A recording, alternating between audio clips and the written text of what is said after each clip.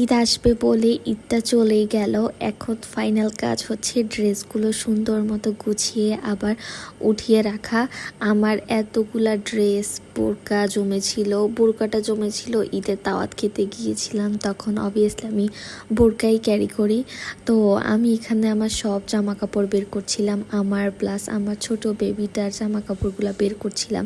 Trust me, তখন আমার এত বেশি বিরক্ত লাগছিল যে কেন পড়লাম, এমন একটা চিন্তা আসছিল মাথায়। তো আমি এগুলো আস্তে আস্তে সব কিছু গোছাচ্ছিলাম। লাস্ট 3 বছর আমি আমার হাজব্যান্ডের সাথে 6টা ঈদ সেলিব্রেট করেছিলাম আলহামদুলিল্লাহ। এখন যদিও সে আমাদের সাথে নাই, সে হচ্ছে প্রবাসে থাকে।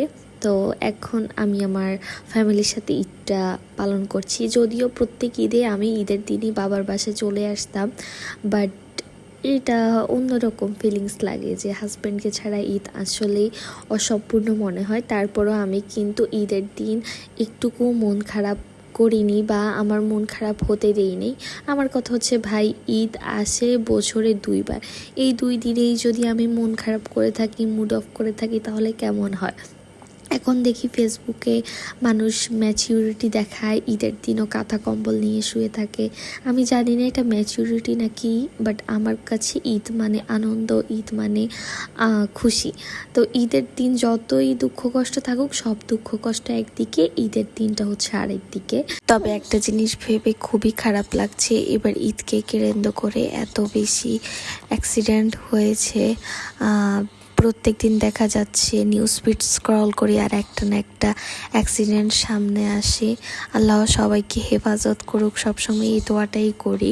দেখেন ভাই, আমাদের 2 দিনের দুনিয়ায় আমরা মানুষ কত অহংকার, কত হিংসা আমাদের মধ্যে। আমরা কেউ কারো সুখ সহ্য করতে পারি না, সবাই সবার ক্ষতি করার চিন্তায় থাকি, কিন্তু দিন শেষে মাটির শরীর মাটির সাথেই মিশে যাবে, এটা কেউ চিন্তা করে না। আসলে আমাদের মধ্যে মনুষ্যত্ব বোধ, তারপর মারা যাওয়ার চিন্তা বা ভয়, এসব কিছুই কাজ করে না, যার কারণে আমরা একজন আরেকজনের পিছনে সবসময় লেগেই থাকি।